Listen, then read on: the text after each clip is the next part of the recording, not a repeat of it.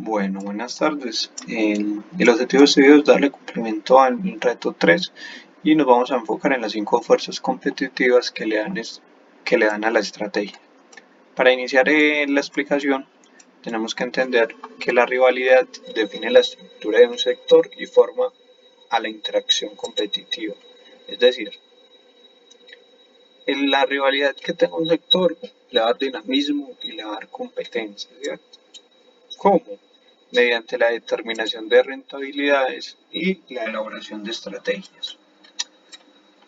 Acá tenemos entonces las 5 fuerzas de mercado, que serían la amenaza de nuevos entrantes, el poder de negociación de los proveedores, la amenaza de productos o servicios sustitutos, la rivalidad entre competidores, que lo mencionamos un poco inicialmente, y tenemos el poder de negociación de los compradores.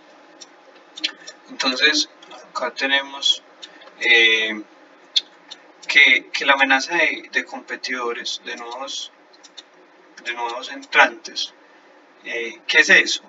Es que llegan nuevos terceros con nuevas capacidades y con deseo de participación en el mercado, ¿cierto? ¿Cómo lo hacen? Bueno, ellos lo hacen bajando precios, bajando costos, ¿cierto? Que ahorita vamos a entrar más al detalle, como que ellos también se encuentran con unas barreras y, bueno, con una tasa de inversión, ¿cierto? Bajándola, bajando la tasa de inversión.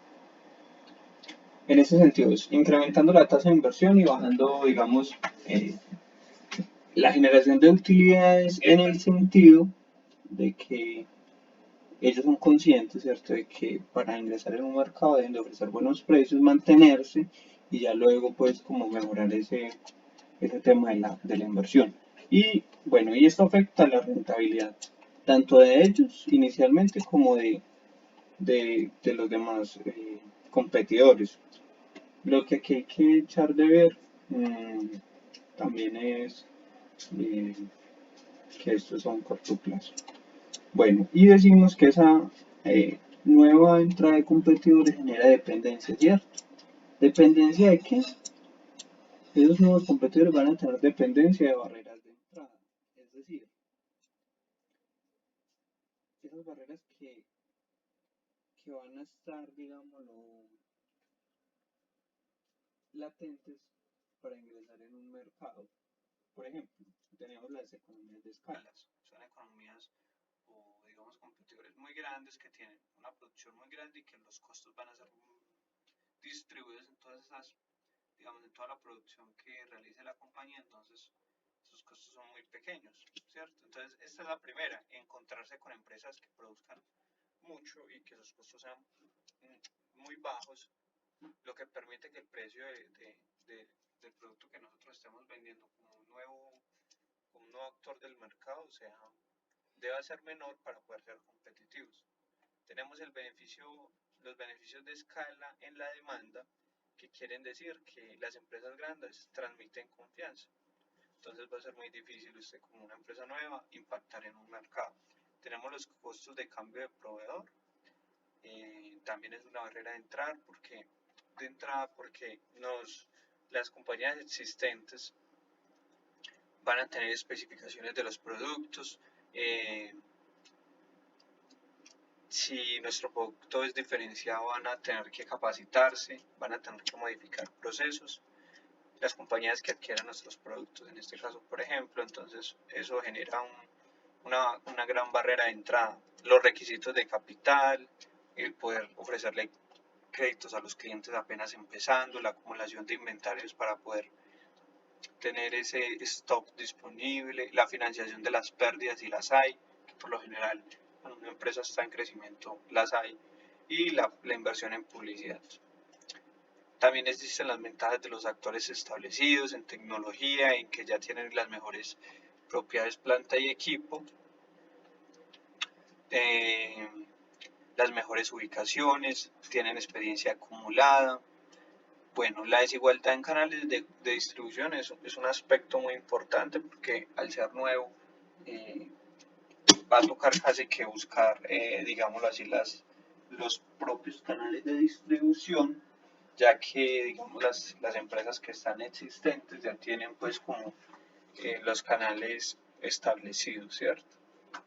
Ahí se puede poner el ejemplo de las aerolíneas, que digámoslo así, las agencias de viaje ya tienen digamos unos contratos con ellos, entonces si yo como nuevo competidor entro a un mercado, digamos en el negocio de las aerolíneas, me tocaría llegar como directamente, no establecer una relación contra las agencias o con las agencias, porque ellos ya están establecidos con las grandes empresas o las existentes, así si no sean grandes, me toca llegar a mí como como una nueva aerolínea e impactar directamente a los consumidores a través de descuentos por páginas web, que sean ellos mismos los que adquieran, ¿cierto?, el producto. También tenemos otra barrera de entrada que son las políticas gubernamentales mediante las licencias y las restricciones. Bueno, y pasamos ahora al poder de negociación de los proveedores. Bueno, ¿cómo? Cobrando precios cuando ellos cobran precios más altos, ¿cierto? Tenemos diferentes, digamos, tipos, ¿cierto? La concentración del proveedor en el sector, que esto tiene que ver más que todo como con un monopolio. Tenemos que los proveedores suministran materia prima a diferentes sectores. Los costos de cambio del proveedor.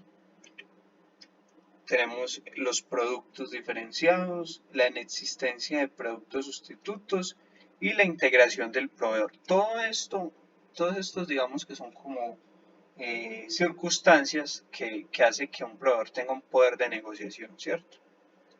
Que esté concentrado en el mercado, que pueda suministrar materia prima a diferentes sectores, que no dependa solo de uno, que los costos del cambio de proveedor para ese otro tercero sean muy altos, eh, que ofrezcan un producto diferenciado, que no existan productos sustitutos y la integración del proveedor, ¿cierto? Lo que ya habíamos dicho, como más en palabras sencillas para su entendimiento.